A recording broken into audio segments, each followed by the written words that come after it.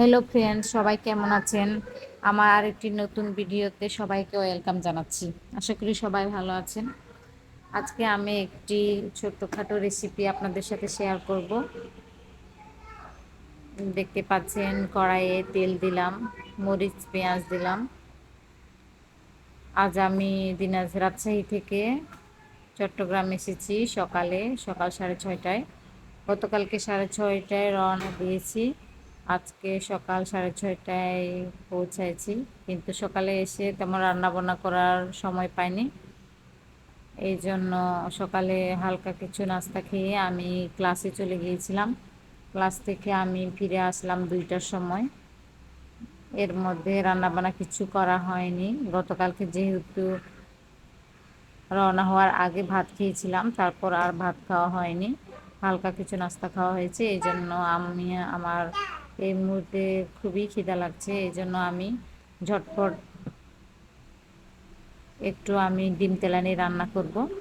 এই যে পেঁয়াজ মরিচ দেওয়া হয়ে গেছে, আমার লবণ দিয়েছি আর হলুদ দিয়েছি, আর কিছুই দেইনি।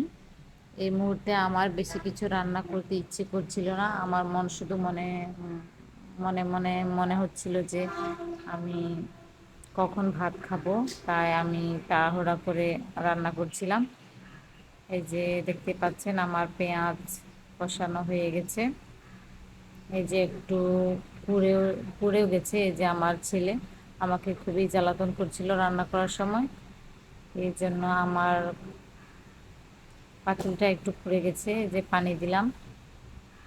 খুবই শর্টকাটে রান্না করতেছি তাড়াহুড়া করার জন্য। ভাত আমার বোন রান্না করে রেখেছিল, আমি ক্লাস থেকে এসে তাড়াহুড়া একটু ডিম ভুনা করব। এটাকে ডিম তেলানি বলে। এই যে আমি পানি দিয়ে দিলাম, বেশি কিছু দেই নাই, পেঁয়াজ মরিচ লবণ হলুদ। এই যে এটাকে একটু সিদ্ধ করে নেব পানিটাকে।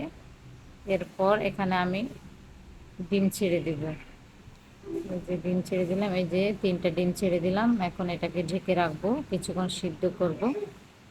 কিছুক্ষণ পরে ডিমগুলো যখন শক্ত হয়ে গেল, তারপরে নামাই নিলাম। এই যে আমি খেতে বসেছি, দেখতে পাচ্ছেন খুবই খিদা লেগেছে। খাবারটা খুবই টেস্টি ছিল।